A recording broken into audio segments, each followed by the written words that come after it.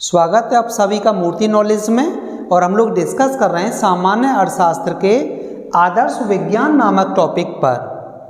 तो आज हम लोग आदर्श विज्ञान को लेते हैं और इस पर डिस्कस करते हैं। आदर्श विज्ञान। तो आदर्श विज्ञान क्या है? यह मानवीय आचरण के लिए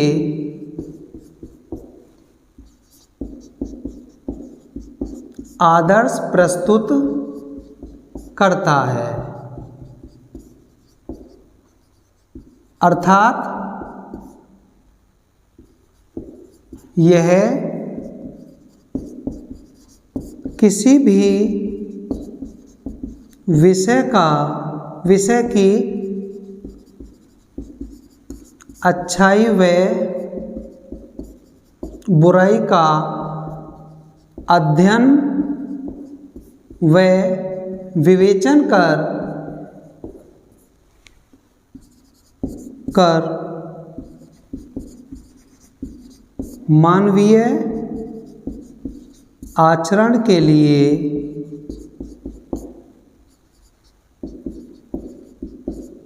आदर्श प्रस्तुत करता है। इस प्रकार आदर्श विज्ञान क्या है? यह मानवीय आचरण के लिए आदर्श प्रस्तुत करता है, अर्थात यह किसी भी विषय की अच्छाई व बुराई का अध्ययन और विवेचन कर मानवीय आचरण के लिए आदर्श प्रस्तुत करता है। अर्थात जो आदर्श विज्ञान का जो संबंध है वो है क्या होना चाहिए से, क्या होना चाहिए,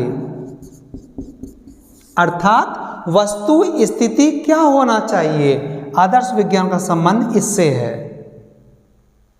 तो उम्मीद करता हूं कि आदर्श विज्ञान नामक टॉपिक आपका कंप्लीट हो गया है।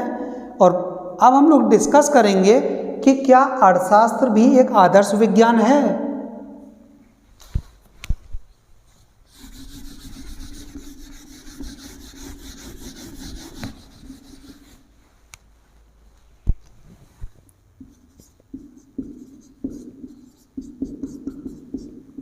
अर्थशास्त्र एक आदर्श विज्ञान के रूप में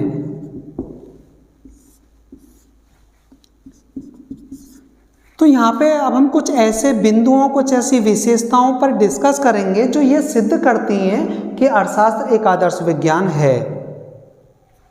तो पहला है हमारा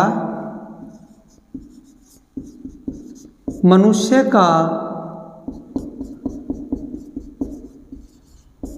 का तार्किक व भावुक दोनों होना। दूसरा, आदर्शों के अभाव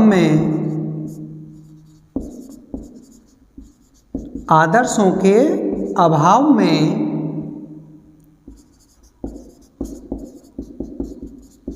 अर्थशास्त्र का नीरस व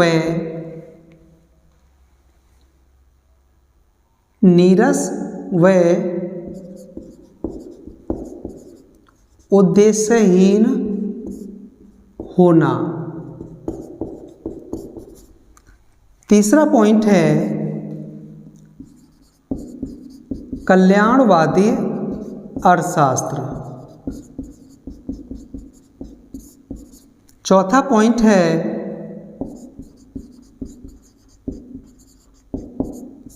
समस्याओं के समाधान में सहायक। और पांचवा पॉइंट है यथार्थवादी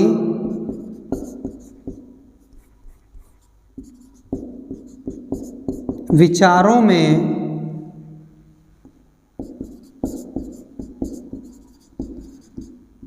विरोधाभास। तो ये कुछ 5 ऐसी विशेषताएं हैं, कुछ ऐसे महत्वपूर्ण बिंदु हैं जो अर्थशास्त्र को एक आदर्श विज्ञान की ओर ले जाते हैं या एक अर्थशास्त्र को आदर्श विज्ञान बनाते हैं। तो पहला है मनुष्य का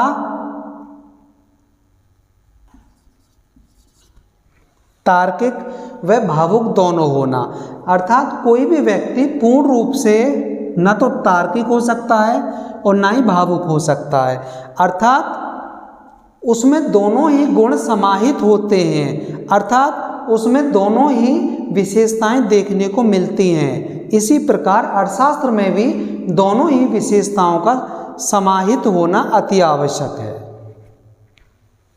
दूसरा है आदर्शों के अभाव में अर्थशास्त्र नीरस व उद्देश्यहीन होना, अर्थात अर्थशास्त्र को केवल आर्थिक क्रियाओं का अध्ययन ही नहीं करना चाहिए बल्कि उसके उद्देश्यों का भी निर्धारण करना चाहिए।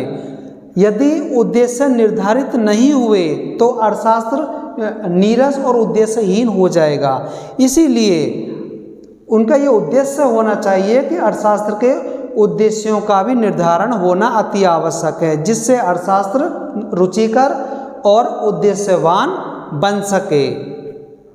तीसरा पॉइंट है कल्याणवादी अर्थशास्त्र, अर्थात आर्थिक विकास, आर्थिक नियोजन और आर्थिक कल्याण, ये सभी अर्थशास्त्र की विषय सामग्री के महत्वपूर्ण विभाग हैं और वास्तविक स्थिति ये है कि इन सब का अध्ययन आदर्श विज्ञान के अंतर्गत वर्तमान में किया जा रहा है।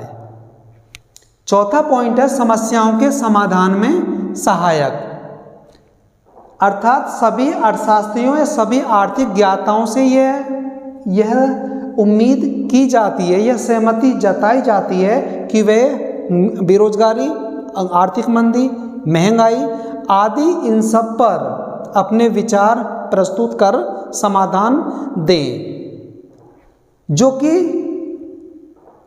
कि नीति शास्त्र से लगभग स्वयं ही जुड़ जाता है, जो कि एक नीति शास्त्र का भाग है और नीति शास्त्र एक आदर्श विज्ञान की तरफ आगे बढ़ता है या एक आदर्श विज्ञान की तरफ उसका झुकाव रहता है या वह एक आदर्श विज्ञान है।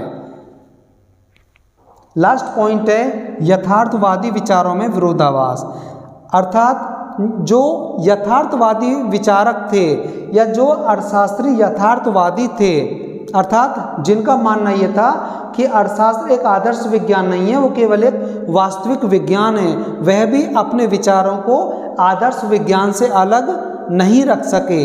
यदि हम एग्जाम्पल के रूप में देखें तो युद्धकालीन अर्थव्यवस्था में हम पाते हैं अपने अध्ययन में कि जो प्रोफेसर रॉबिन्स हैं वो भी हमें सलाह देते हुए पाते हैं, अर्थात रॉबिन्स भी युद्धकालीन अर्थव्यवस्था के समय पर सलाह दे रहे हैं, जो कि एक आदर्श विज्ञान का ही भाग है। तो इस प्रकार इन 5 बिंदुओं से यह सिद्ध हो जाता है कि अर्थशास्त्र भी एक आदर्श विज्ञान है। तो आज हमारा एक आदर्श विज्ञान वाला टॉपिक भी कंप्लीट हो गया है। उम्मीद है कि वीडियो आप लोगों को अच्छी लगी होगी। नेक्स्ट वीडियो में हम लोग लेके आएंगे कला। क्या अर्थशास्त्र एक कला है?